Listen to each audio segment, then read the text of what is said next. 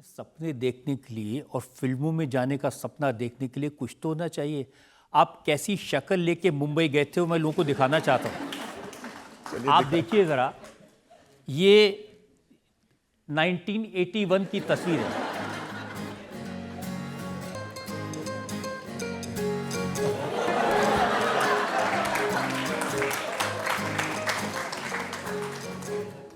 अब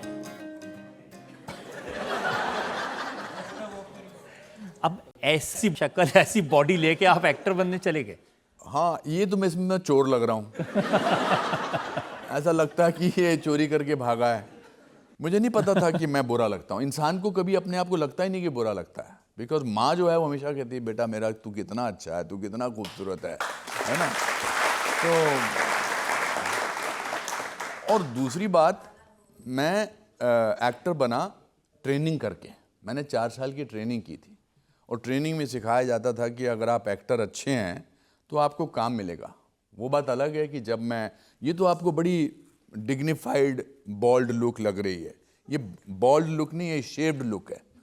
पर जब आपके बाल निकलते हैं, आधे यहाँ से निकलते हैं, जैसे भाई साहब बैठे हैं यहाँ पर हैं, आधे यहाँ से निकलते हैं, इन हालात में मैं ड्रामा स्कूल का गोल्ड मेडल लेकर, गोल्ड मेडलिस्ट था मैं, 3 जून 1981 को मैं बॉम्बे पहुँचा था।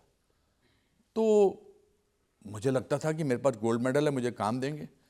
लेकिन जब मैं जाता था लोगों के पास काम मांगने, वो कहते थे बाल तो है नहीं, आपको काम कैसे दे दें, आप गोल्ड मेडलिस्ट हैं। अच्छा, आप एनएफडीसी से हैं, एनडीपीसी से हैं, एनएसडी को कोई जानता नहीं था।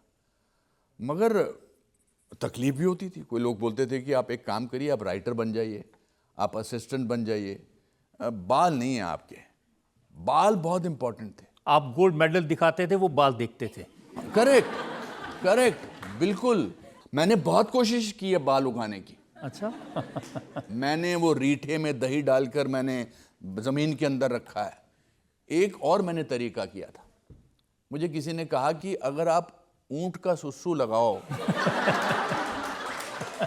सच है, तो मैं जुहू बीच पे चला जाता था। मुझे क्या पता ऊंट 3-4 दिन लेता है सुसु करने में।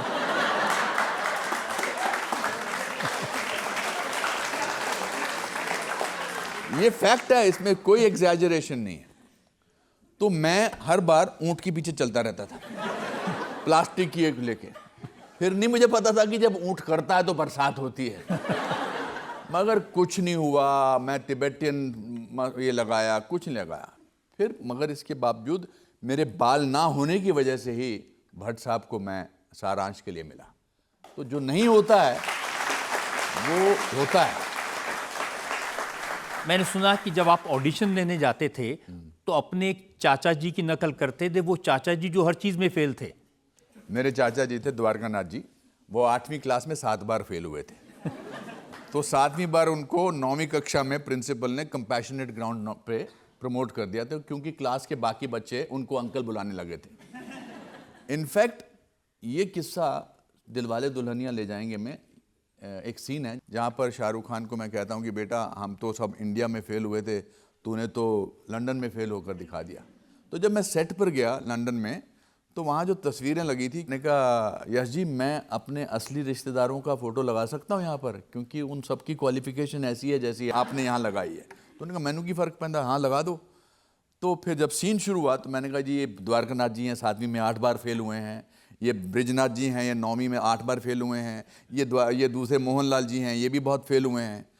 तो जब फिल्म रिलीज़ होने पे आ गई तो मैंने रियलाइज़ किया मर गया, ये तो मैंने सारे रिश्तेदारों की बेइज्जती कर दी है, चाचाओं की। तो मैं क्या करूं? तो मैंने सबको चिट्ठी लिखी, चाचा जी सॉरी माफ़ कर देना, मैंने आपका नाम लिया है, प्लीज़ प्लीज़ प्लीज़ सॉरी, मुझे माफ़ कर देना। जब फिल्म रिलीज़ हुई सब ने मुझे चिट्ठी लिखी, थैंक यू यार बेटा तूने हमको फेमस कर दिया।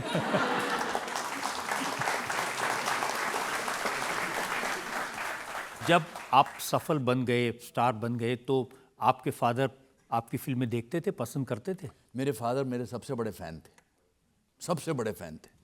मेरे फादर मेरी बुरी से बुरी फिल्म देखकर ऐसे बैठते थे जैसे बोलते थे क्या बात है बेटा, क्या कमाल है।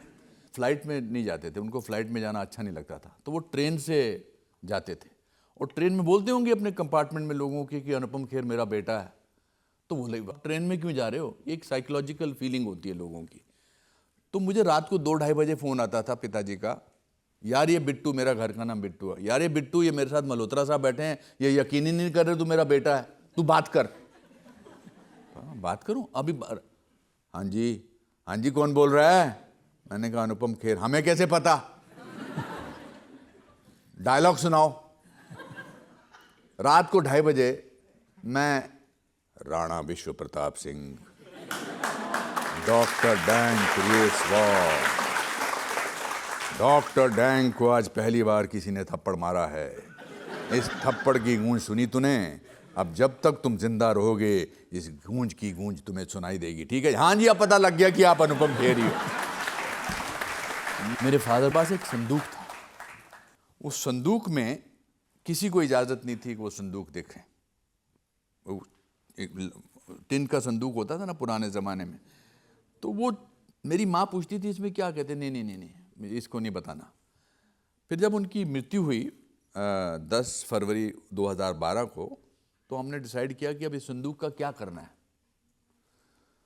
तो मेरी माँ ने कहा नहीं, मैं देखना चाहती हूँ कि इसमें रखते क्या थे। तो हमने वो संदूक खोला और उस संदूक में मेरी सारी प्रेस कटिंग्स, अखबारों की, मैगजीन्स की, मेरे कार्ड, मेरी छोटी ट्रॉफी के फोटोग्राफ्स, वो रखे हुए थे उसमें। और वो बुरे से बुरे रिव्यू को भी अंडरलाइन करते थे, अनुपम खेर, पर जहाँ नाम होता था उसको अंडरलाइन करते थे। तो ये था मेरे फादर की मोहब्बत मेरे लिए। मैं क्या बोलूँ।